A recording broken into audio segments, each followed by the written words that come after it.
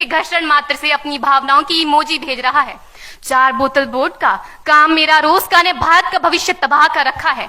हम ना एक ऐसे समाज में जीते हैं जहां लड़कों से बात करता देख जो भाई हड़काते हैं, लड़कों से बात करता देख जो भाई हड़काते हैं, वही भाई अपनी गर्लफ्रेंड के किस्से घर में हंस हंस कर सुनाते हैं। और मैं बता दूं, महिला सुरक्षा के मामले में हम आज भी चौथे नंबर पर आते हैं।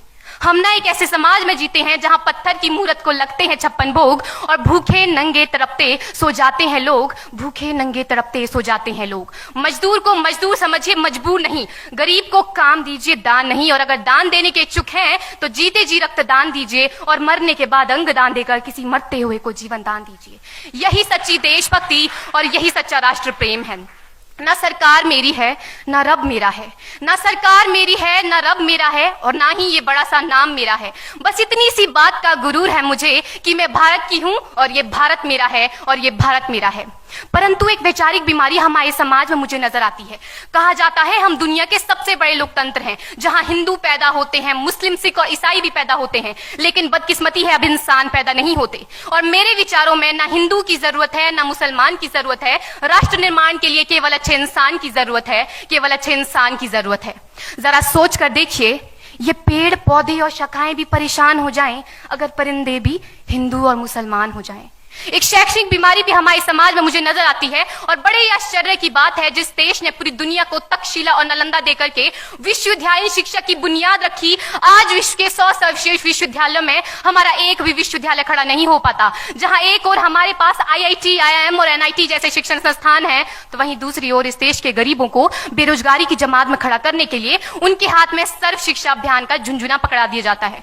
और मैं बता दूं, इस शैक्षणिक बीमारी का केवल एक कारण वो ये कि हमारे देश की शिक्षा नीति केवल 2 तरह के लोगों के लिए बनती है। पहले वो जो विद्वान हैं और दूसरे वो जो धनवान हैं। इसी तरह की कई गजब की बीमारियां हैं, और इन बीमारियों की जो जड़ है ना, वो हमारा अंधविश्वास। और मेरे विचारों में जब तक इस देश का युवा अपनी सफलता के लिए मंदिरों में जा जाकर नारियल फोड़ फोड़ कर भगवान को रिश्वत लगाता रहेगा, हमारे समाज का शिक्षित वर्ग ही बिल्ली के रास्ता काटने पर खड़े हो जाना, अपने धर्म अपनी जाति को ऊंचा मानकर दूसरों के धर्म की अवहेलना करता रहेगा, तब तक ना तो इस देश से अंधविश्वास खत्म होगा और ना ही हमारा राष्ट्र निर्माण संभव होगा। हमारी संस्कृति, हमारी सभ्यता को दुनिया ने शीश नवाया है, तो क्यों आस्था के नाम पर हमने अंधविश्वास फैलाया है? मेरे विचारों में हमारा राष्ट्र निर्माण तब संभव होगा जब इस देश में महिलाओं की पूजा नहीं, उनकी इज्जत की जाएगी। राष्ट्र निर्माण तब संभव होगा जब हम जातिगत आरक्षण नहीं बल्कि सामाजिक सशक्तिकरण पर बात करेंगे। राष्ट्र निर्माण तब संभव होगा जब स्वच्छता अभियान में केवल सरकार नहीं बल्कि सड़क पर चलने वाला हर एक नागरिक हाथ बंटाएगा, स्वच्छ भारत स्वस्थ भारत को दिल से अपनाएगा।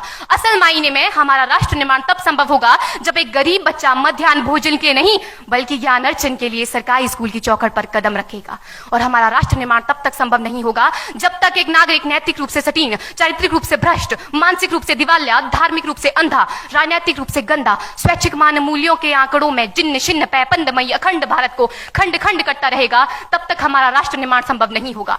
बड़ी बड़ी बातें नहीं, छोटी छोटी कोशिशें करनी होगी, क्योंकि ठोकर हमें पहाड़ से नहीं पत्थरों से लगा करती है। I being an Indian, I being a student, I being a symbol daughter of this motherland feel proud to be an Indian। और मैं सैल्यूट करना चाहूंगी सरहद पर दिन रात हमारी रक्षा के लिए खड़े हर उस जवान को, इस देश की पुलिस, प्रशासन और किसान को, और इस देश के हर उस व्यक्ति को जो अपना काम पूरी ईमानदारी, पूरी मेहनत और पूरी लगन से करते हैं, जिनके बिना राष्ट्र निर्माण की कल्पना करना भी असंभव सा लगता है। और आज इस मंच पर पूरी जिम्मेदारी के साथ मैं भारत की बेटी ये कहती हूं कि हमारा राष्ट्र निर्माण तब संभव होगा जब हम सभी, मैं, आप, हम सब मिलकर प्रयास करेंगे, क्योंकि हमारे देश की जिम्मेदारी नहीं है हमें आगे ले जाने की, हमारी जिम्मेदारी है अपने देश को आगे ले जाने की, अपने राष्ट्र को आगे ले जाने की, अपने वतन को आगे ले जाने की। तो अंत में मैं बस यही कहना चाहूंगी, मेरा हिंदुस्तान महान था, महान है, महान रहेगा। मेरा हिंदुस्तान महान था, महान है, महान रहेगा। होगा हौसला सबके दिलों में बुलंद तो एक दिन पाकिस्तान भी जय हिंद कहेगा। पाकिस्तान ही क्यों, सारा जहान जय हिंद कहेगा, क्योंकि सारे जहां से अच्छा हिंदुस्तान हमारा, सारे जहां से अच्छा हिंदुस्तान हमारा, हम बुलबुलें हैं इसकी, ये गुलिस्तान हमारा, ये गुलिस्तान हमारा। जय हिंद, वंदे मातरम।